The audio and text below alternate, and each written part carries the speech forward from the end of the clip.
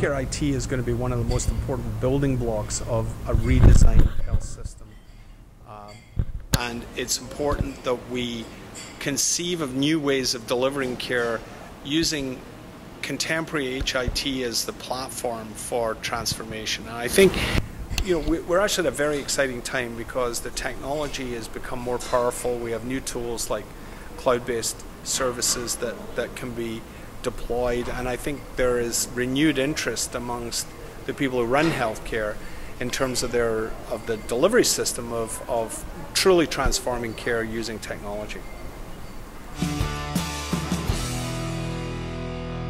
Health reform is multifaceted, and I think we have to start obviously with the High-Tech Act, which was embedded in the stimulus bill, which provided very significant both carrots and sticks for providers to deploy electronic health records. And that, I think, has gone relatively well. It's painful progress, and people are sort of being dragged kicking and screaming into the 21st century.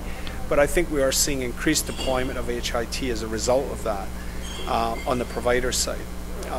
The big new challenge, I think, for health plans and providers alike is in getting interoperability among the different stakeholders and across the continuum of care. And that's non-trivial given the pluralism we tend to have in American life. So we don't have everybody using the same system. We have standards and we have issues of trying to create interoperable solutions. But again, I think I see progress there, and I think state after state, system after system is going after these issues and is trying to deploy stuff to make it work better. The new emerging reality of health reform, well, I think it's basically the fact that we may be dealing with a world, not immediately, but in the fullness of time, as they say, that will be very different from the one we've left. I mean, the system of the past is fee-for-service oriented, where providers are rewarded for doing more of certain kinds of procedures that tend to be profitable. In the future, hopefully we're going to have a reimbursement system that rewards people for looking after the health of an entire population and improving the health status.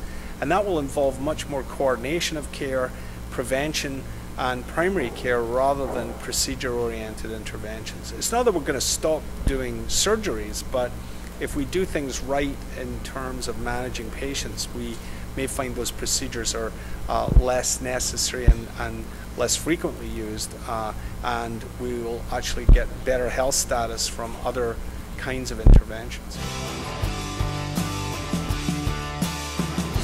Well, I think one of the key things is making sure that CIOs are at the table in the C-suite with the CEO, the Chief Medical Officer, and the Chief Financial Officer as co-partners in leading the redesign of healthcare delivery.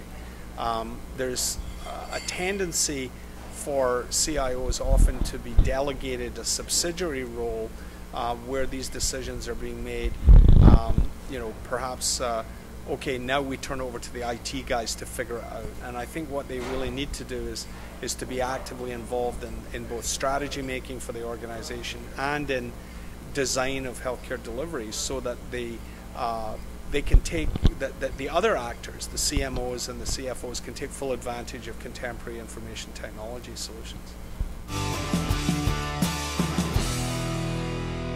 Hang in there.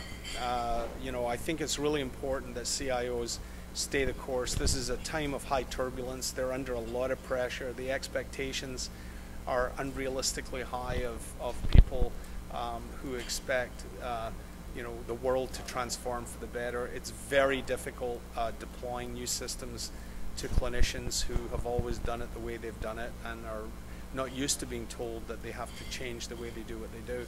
But I think, as evidenced by organizations like Kaiser and others who have gone through this long and arduous journey, it's worth it in the end. So I would just encourage CIOs to hang in there on this path of transformation.